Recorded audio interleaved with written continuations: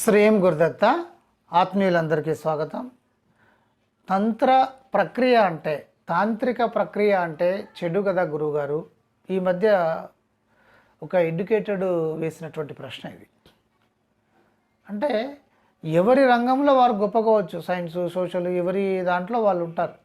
అదే దాంట్లో మనము ఏం అనాల్సినటువంటి అవసరం లేదు. కానీ ఇది ఈ సబ్జెక్టులు ఎలా తెలుస్తాయి? ఇది సపరేట్ సబ్జెక్ట్ కదా. అయితే ఇక్కడ ఏంటంటే తంత్రము అంటే ఏంటి, ఫస్ట్ ఇది మీరు అర్థం చేసుకునే ప్రయత్నం చేయండి. మనకు జనరల్గా మూడు కనిపిస్తాయి: మంత్రము, యంత్రము, తంత్రము. చాలా షార్ట్గా మంత్రము అంటే మనం చదవడము, దానివల్ల ఎనర్జీ అనేది వస్తుంది. ఎలా వస్తుంది అంటే ధ్వనిశక్తి ఫార్ములా ప్రకారం వస్తుంది. అది వస్తుంది. ధ్వనిని మనము ఎనర్జీగా మార్చేటువంటి ఫార్ములాస్ ఉంటాయి. ధ్వనిని శక్తిగా మార్చవచ్చు, శక్తిని కూడా ధ్వనిగా మార్చవచ్చు ఉంటుంది. కాలింగ్ బెల్ ఏంటి, శక్తిని ధ్వనిగా మారుస్తాం. ధ్వనిని కూడా ఇప్పుడు ఏ ఈజ్వల్ టు బి అయినప్పుడు బి ఈజ్వల్ టు ఏ కూడా అవుతుంది. ధ్వని శక్తిగా మారుతుంది, శక్తి ధ్వనిగా మారుతుంది. ఇది మంత్ర విధానంలో ఉండేటువంటి మూలమైనటువంటి అంశం. ఇంకొకటి ఏంటంటే శక్తిని మీలో నుండి ప్రవహింపచేసేటువంటి విధంగా భావనా శక్తి కూడా ఇందులో మిళితమై ఉంటుంది. అలాగే సృష్టిలో ఉండేటువంటి అనేకమైనటువంటి అంశాలు మంత్ర విధానంలో ఉండడం వల్ల మంత్రం ద్వారా ఎనర్జీ వస్తుంది. ఇది గుర్తుపెట్టుకోండి. ఇక రెండవది ఏంటంటే యంత్రము. ఒక జామితీయ ఒక కోణాలు లాంటి ఒక మ్యాథమెటికల్ లైన్స్ గీసి ఇష్టం వచ్చినట్టు కదా ఒక పద్ధతి ప్రకారం దాని ప్రకారం గీసి ఈ మంత్రాన్ని చదివి మంత్రం ద్వారా ఉత్పన్నమైనటువంటి ఎనర్జీని అందులో నిక్షిప్తమయ్యేటువంటి విధంగా చేస్తే అది యంత్రం అవుతుంది. అలా చేస్తే ఆ యంత్రంలో శక్తి ఉంటుంది, అది ప్రొటెక్షన్ ఇస్తూ ఉంటుంది. ఇక దీనికి చిన్న రూపము తాయెత్తులు.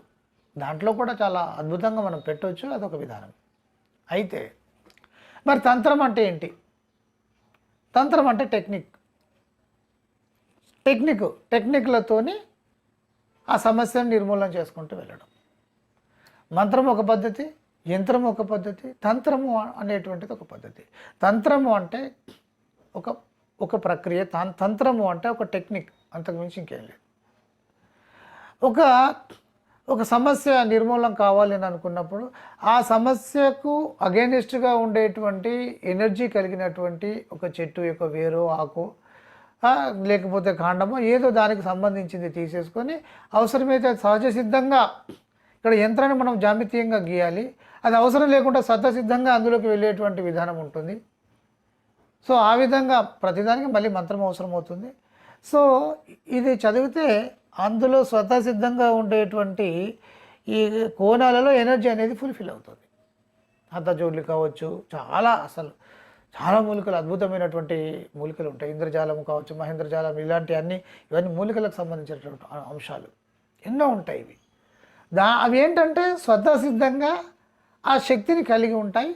మన మంత్రం ద్వారా అంటే ఈ ధ్వని శక్తిని మనం పంపించి దాన్ని ప్రేరేపణ చేసేసి దానిని మనం ఉపయోగించుకోవడం తంత్రం. చాలా టెక్నిక్ అంతే.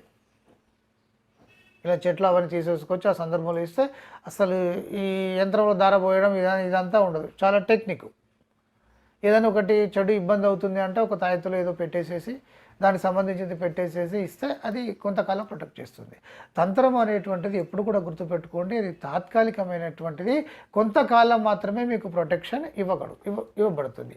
ఒక విపరీతమైనటువంటి ప్రయోగం ఇంకేదైనా జరిగినప్పుడు ఈ శక్తి తట్టుకోలేకపోతే అప్పుడు మనం చేసేది ఏది ఉంటుంది.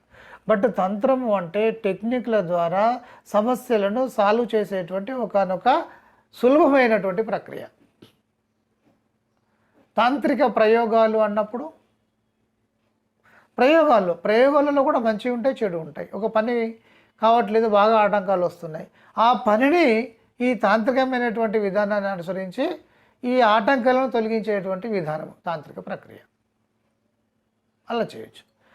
మరి విపరీతంగా ఒక వ్యక్తిని ఇబ్బంది పెడుతున్నప్పుడు వాడికేమో ధనబలం ఉంది, రాజకీయ బలం ఉంది, అలాగే 10 మందిని మెయింటైన్ చేసేటువంటి సత్తా ఉంది. అతడు అన్యాయంగా ఒక వ్యక్తిని ఇబ్బంది పెడుతున్నాడు అనుకుందాం, భూములు లాక్కోవడానికి ప్రయత్నం చేస్తున్నాడు, ఇంకేదో చేస్తున్నారు. మరి అలాంటప్పుడు అంత శక్తి లేనటువంటి వ్యక్తి ఏం చేస్తాడు? ఒక మంత్రాన్నో యంత్రాన్నో తాంత్రికమైనటువంటి దాన్నో ఆశ్రయించి వాళ్ళని దెబ్బ కొట్టేటువంటి ప్రయత్నం చేస్తాడు. డైరెక్ట్గా చేయలేరు కాబట్టి ఇండైరెక్ట్గా చేస్తారు. ఆ వ్యక్తి చేసింది మంచిదేనా? ఆ వ్యక్తి అనవసరంగా వీళ్ళని ఇబ్బంది పెట్టి వీళ్ళ భూమి లాక్కోవడానికి ప్రయత్నం చేస్తున్నాడుగా. అది కుతంత్రము. అది కుతంత్రము. తంత్రమే, కానీ ఇది ఎలాంటి తంత్రము? కుతంత్రము, చెడు చేసేటువంటి తంత్రం. అంటే ఇక్కడ ఒక వ్యక్తి ఉంటాడు బిడ్డ, రాజకీయంలో ఎదగడానికో లేకపోతే ఇంకా బిజినెస్లో టాప్లోకి రావడానికో ఇంకే వక్రమైనటువంటి సక్రమమైనటువంటి మార్గాలు కాకుండా చెడు మార్గాలను అవలంబిస్తూ వెళ్తున్నాడు. అంటే ఏంటి? అతడు చెడు చేస్తున్నట్టేగా. చెడు అనేటువంటిది నీ మైండ్లో ఉంటుంది, ఒక మంత్రంలోనో యంత్రంలోనో తంత్రంలోనో ఉండదు.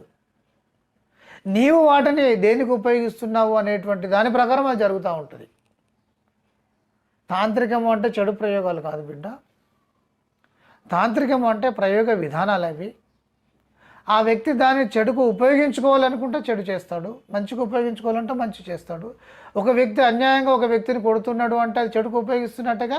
జనరల్గా కొడుతున్నాడు అంటే వాడిలో కుట్రలు కుతంత్రాలు, ఒకరి మీద ఒకరు చెప్పడాలు, అత్త మీద కోడలికి కోడలు అత్తకు ఇలా గొడవలు పెట్టియడాలు కదా. అలాగే వ్యాపారము, ఇప్పుడు ఒక అతను బ్రహ్మాండంగా వ్యాపారం చేస్తున్నాడు, అతడికి పోటీగా ఈయన ఇంకో పెద్ద వ్యాపారాన్ని అక్కడే అవలంబించేసి ఇంకొక పెద్ద షాప్ పెట్టడము అంటే ఆ వ్యక్తిని తను దెబ్బ కొడుతున్నట్టే కదా. ఇది కుతంత్రం కాదా? ఈ కుతంత్రాలు చెడు అన్నీ కూడా మీ మనసులలో ఉన్నాయి అంతే. తాంత్రిక ప్రయోగాలు అంటే చెడు కాదు బిడ్డ, తాంత్రిక ప్రయోగాలు మంచివే. మీరు దేనికి ఉపయోగించుకుంటున్నారు అనేటువంటి దాన్ని బట్టి ఉంటుంది, అర్థమవుతుంది కదా. ఏదైనా సరే, మంత్రమైనా యంత్రమైనా తంత్రమైనా, కుటిలము అనేటువంటిది నీ మస్తిష్కంలో ఉండి దానిని ఇంప్లిమెంటు, ఒక వ్యక్తిని అనవసరంగా వెళ్ళి కర్రతో కొడుతున్నావు లేదా ప్రయోగం చేసి కొడుతున్నావు, దీనికి దానికి తేడా ఏంటి? అదే వీడు వెళ్ళి అనవసరంగా ఒక వ్యక్తిని కొట్టడము అనేటువంటిది మంచిదవుతుంది. అదే అది ఎదుర్కోవడానికి ఇలాంటిది ఉపయోగించుకుంటే ఇది చెడవుతుందా? లేదా అదే వ్యక్తి ఒక వ్యక్తిని కర్రతో కొడుతున్నాడు, అది మంచిదవుతుంది. అదే వ్యక్తి ఒక ప్రయోగం చేసేసి ఒక వ్యక్తిని ఇబ్బంది పెట్టేటువంటి ప్రయత్నం చేస్తే ఇది చెడవుతుందా? మంచి చెడు అనేటువంటిది ఆయా పరిస్థితులను బట్టి ఉంటుంది. నీ పైన అన్యాయంగా ఒక అతను నిన్ను ఇబ్బంది పెడుతున్నాడు, నీ ఆస్తులు లాక్కోవాలని చూస్తున్నాడు, నేను ఏదో కేసులలో ఇరికించాలి అని ప్రయత్నం చేస్తున్నప్పుడు ఇలాంటి ప్రయోగాలు చేయడం అనేటువంటిది సమంజసం అవుతుంది. ఆ ధనబలం ఉంది, అలా డైరెక్ట్గా ఎదుర్కోలేనప్పుడు ఇది పూర్వకాలం నుండి ఉంది. ఒక సందర్భంలో శ్రీకృష్ణ భగవానుడు అంటాడు, ఏమని అంటే,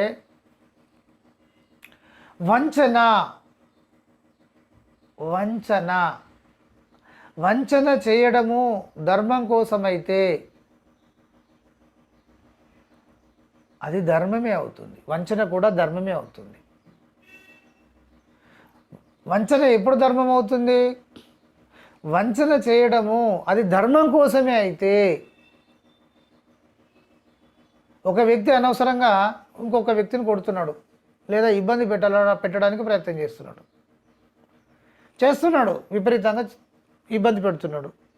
ఆ వ్యక్తిని ఏదో మోసం చేసో ఏదో రకంగా ఏదో ఒకటి చెప్పేసేసి ఈ వ్యక్తి వైపు రాకుండా చేయడం అనేటువంటిది అది ధర్మంతో సమానం, అది ధర్మమే అంటాడు. వంచన చేయడము అనేటువంటిది ధర్మం కోసం అయితే వంచన కూడా ధర్మమే అవుతుంది. ఒక వ్యక్తికి మంచి సహాయం చేయడము అది అధర్మం కోసం అయినట్టయితే నువ్వు చేసింది అది సహాయం కిందికి రాదు, అది అధర్మం కిందికే వస్తుంది. మైండ్లో అర్థమవుతున్నాయి కదా. కనుక వీటిని గుర్తుపెట్టుకునేటువంటి ప్రయత్నం చేయండి. మంత్రం కానీ యంత్రం కానీ తాంత్రికము ఎప్పుడు కూడా అవి చెడు కాదు బిడ్డ, చెడు మీరవుతున్నారు. అవి ఒక ప్రయోగాలు అంతే, అవి ఒక ప్రయోగ విధానాలు.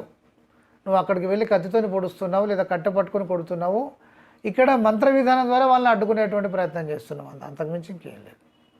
అర్థమైంది కదా. అందరికీ బ్లెస్సింగ్స్.